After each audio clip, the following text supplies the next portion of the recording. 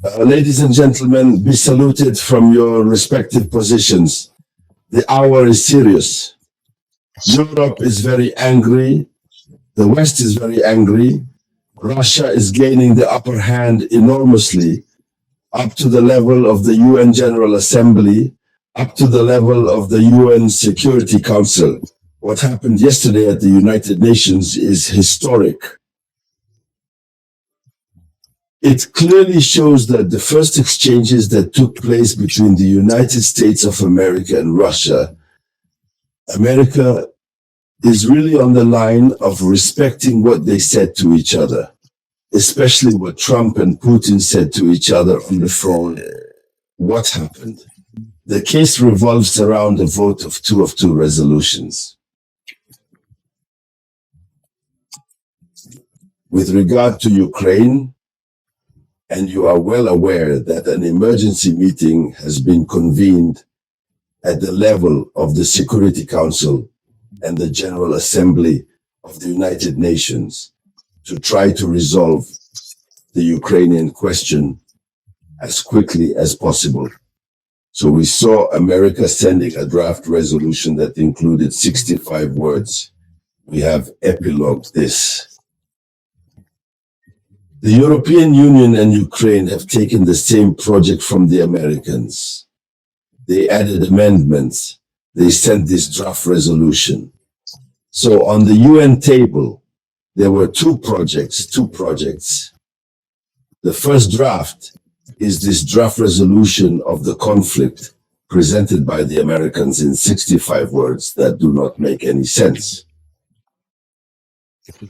The root causes of the conflict, who does not say that Russia is the aggressor, who does not condemn Russia, but who simply calls for peace.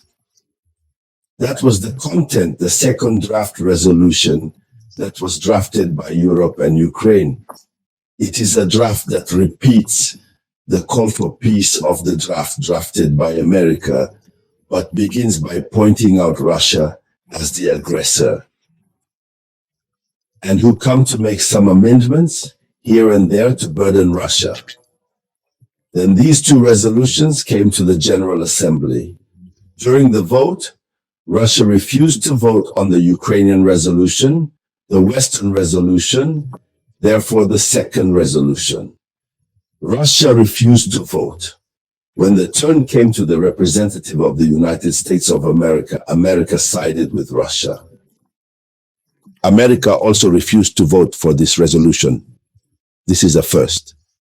However, in the Western diplomatic language of those countries that have risen up against Russia, the first word that must always come out of their mouth is that Russia is the aggressor country.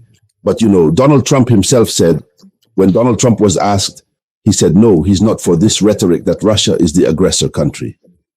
He always says that it was the administration of Biden and Zelensky that provoked this conflict. So America has a different conception. Now the Trump administration has a different view. So what exactly happened? The first resolution was not adopted, and so therefore the second resolution came. The American resolution, a resolution that does not go into details, that does not condemn Russia, but simply calls for peace. This resolution arrived before the UN Security Council, where there are permanent members who have de facto rights all. So it must be said that it should be historic since the 3 years that have passed during the Russian-Ukrainian conflict.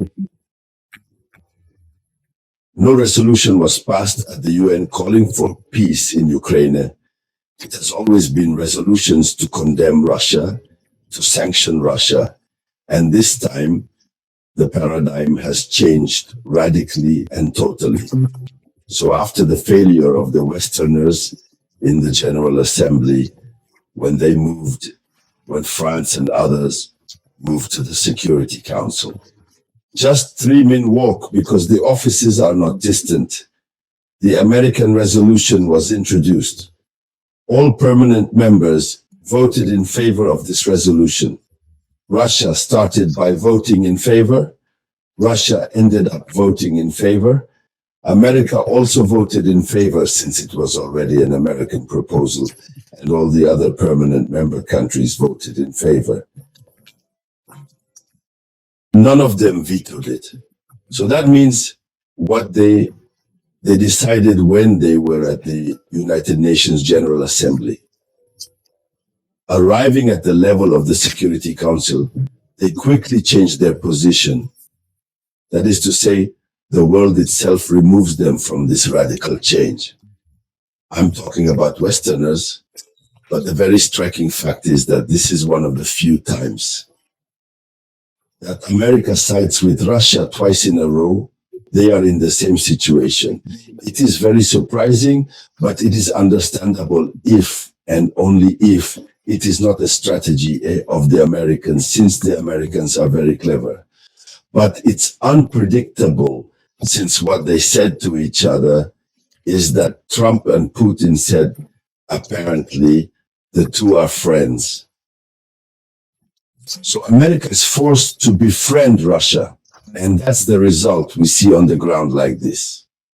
So the second very striking fact is that this is the first time in 3 years that a UN resolution, as we said earlier, has been voted on Ukraine, calling for peace. After the vote, they asked for the feeling of Europeans. The Europeans are angry. They did not even deign to leave comments as such. But it was Russia that took the floor to say, yes, this text, this resolution, it is good, but we would like it to go into a little more detail. So here's what happened on the United Nations side yesterday. It was really a classic match. And now the Europeans are focused on their fate anyway. And as you can see, several European politicians are sounding the alarm on the Western media. They say that in Donald Trump's head, the world must be managed by three, that is, America, Russia, and China. All other countries are vassals. The rest of the world is compelled to join in. They are forced to rally, including Europe. That is to say, Europe is no longer in America's calculus. Not at all. And here is what makes Europe very angry, despite the trip of Emmanuel Macron, who claimed to go to Washington to force Donald Trump, to follow the logic of Europe. But it is the opposite that has seen it. He found the opposite. First, in spite of the fact that it was only granted to him at the Corspin and in the reception and in where even he sat. Finally, what did they do? Donald Trump forced him to accept peace in Ukraine. His trip was of no avail. So, dear ladies, dear sir, here is the front page of the news. Thank you for sharing it as much as possible. I'll be right back with some news. It was the voice of your only samurai.